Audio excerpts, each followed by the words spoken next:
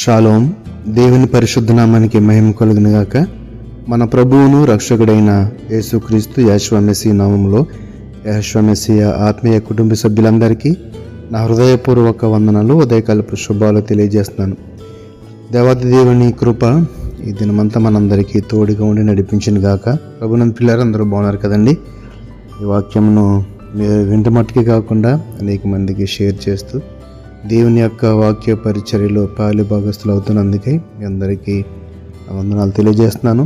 ద్వితీయోపదేశకాండము 1వ అధ్యాయము 31వ వచనంలో ఈ విధంగా వ్రాయబడి ఉంది. ద్వితీయోపదేశకాండము 1వ అధ్యాయము 31వ వచనం. ఐగుప్తులోను అరణ్యంలోను మీ కొరకు చేసినట్టు మీ పక్షముగా యుద్ధము చేయను.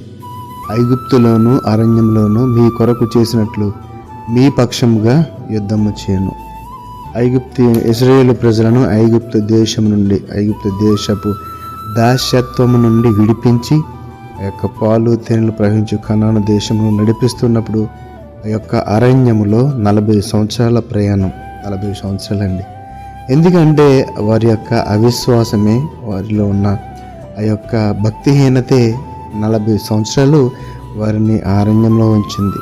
చాలా తక్కువ రోజుల్లో వెళ్ళిపోవలసిన ప్రయాణము, చేరవలసిన గమ్యము అయినను ఆ యొక్క భక్తిహీనత, అవిశ్వాసము వాటి వలన వారి యొక్క ప్రయాణ కాలము సుదీర్ఘంగా సాగింది. 40 ఏళ్ల క్రితమే వారి తండ్రులు వాగ్దానం దేశంలోనికి వెళ్లకుండా చేసిన వారి గొప్ప పాపం ఏంటంటే అపనమ్మకం, అవిశ్వాసము. ఈ విషయంలో మనం చాలా జాగ్రత్తగా ఉండాలని ఈ వాక్యం ద్వారా మనం గ్రహించవచ్చు. దేవుణ్ణి నమ్మలేకపోయారు. ఎన్నో అద్భుతాలు, ఎన్నో ఆశ్చర్యక్రియలు కళ్ళ ముందు జరుగుతున్నప్పటికీ తినుటకు ఆహారము, త్రాగుటకు నీరు, ఏ లోపము లేకుండా, ఏ లోటు లేకుండా సమృద్ధిగా పెడుతున్నప్పటికీ దేవుని యందు విశ్వాసం ఉంచలేకపోయారు. అవిశ్వాసం, అపనమ్మకము అదే వారిని 40 సంవత్సరాల పాటు అరణ్య దేశంలో ఉంచింది.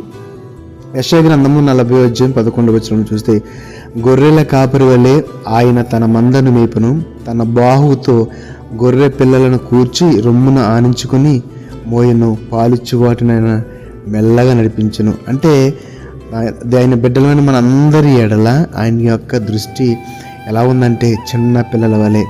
ఒక గొర్రెల కాపరి ఆ యొక్క గొర్రె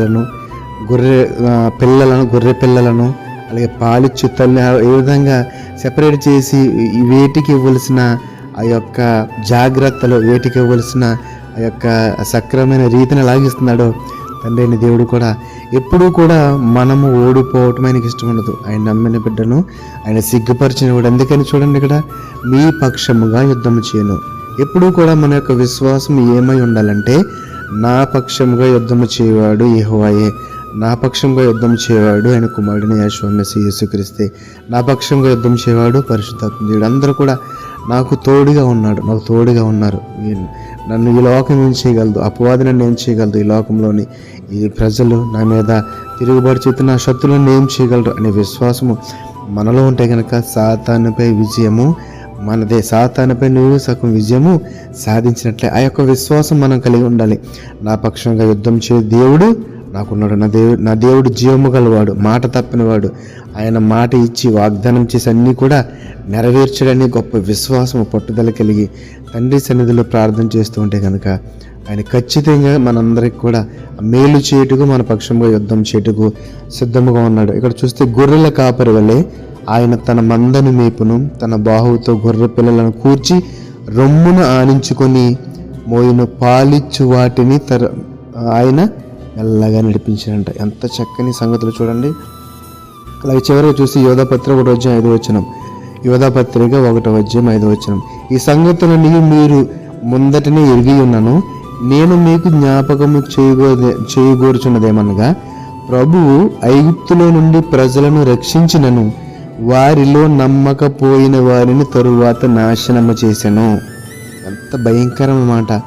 నేను మీకు జ్ఞాపకం చేస్తున్న మాట ఏంటంటే, ప్రభువు ఐగుప్తులో నుండి ప్రజలను రక్షించినను వారిలో నమ్మకపోయిన వారిని, అవిశ్వాసులను, భక్తిహీనులను తర్వాత నాశనం చేశాను. అనగా ఆ యొక్క భక్తిహీనత, ఆ యొక్క అవిశ్వాసము మనల్ని ఏం చేస్తుందని ఆలోచిస్తే కనుక దేవుని నుండి దూరము చేస్తుంది. మనం నాశనం గురవుతాం. చెడు స్వభావానికి గురవుతాం. భ్రష్ట స్వభావం మనలో నాటుకుపోతుంది. కాబట్టి ఇటువంటి అవిశ్వాసం లేకుండా విశ్వాసం కలిగి దేవుని యందు భయభక్తులు కలిగి ఆయన చిత్తమునకు తల ఉంచుతూ న్యాయముగా యథార్థముగా నీతిగా బ్రతికితే గనక ఆయన మన పక్షమున యుద్ధము చేయుటకు సిద్ధముగా ఉన్నాడు. మనల్ని రక్షించుటకు ఆయన చేయి ఇప్పుడు కూడా కురుచ కాలేదు అనే విషయాన్ని మనందరం గ్రహించి ఆయన భయభక్తులు కలిగి ఆయన చిత్తమునకు లోబడుచు జీవిద్దాం. అట్టి కృప తండ్రి అయిన దేవుడు మనందరికి దయచేయునుగాక. ఆమేన్. పరిశుద్ధుడ మహోన్నతముల కన్న తండ్రి, మా పక్షంలో యుద్ధం చేస్తానని ఒక గొప్ప మాటతో మమ్మల్ని ఆదరించారు, మమ్మల్ని ధైర్యపరిచారు. కేవలము అవిశ్వాసం వలన, భక్తిహీనత వలన ఆయన యొక్క అరణ్యంలో నాయన ప్రజలు ఎలా నాశనం అయిపోయారో ఈరోజు వాక్యం ద్వారా మాకు చూపించారు తండ్రి. నాన్న గొర్రె తన పిల్లలను ఎంత జాగ్రత్తగా, గొర్రెల కాపరి తన గొర్రెలను ఎంత జాగ్రత్తగా కాచుకొనిచున్నాడు, అంతే రీతిగా మమ్మల్ని కాస్తున్న దేవా నీకు వందనాలు, స్తుతులు, స్తోత్రాలు. ఈరోజు ఈ వాక్యం ద్వారా నీ బిడ్డలందరినీ ఆదరించండి, ధైర్యపరచండి.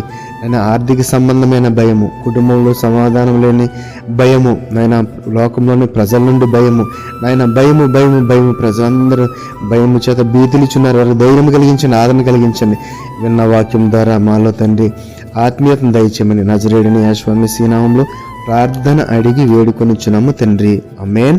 షాలోమ్. అందరికీ వందనాలండి.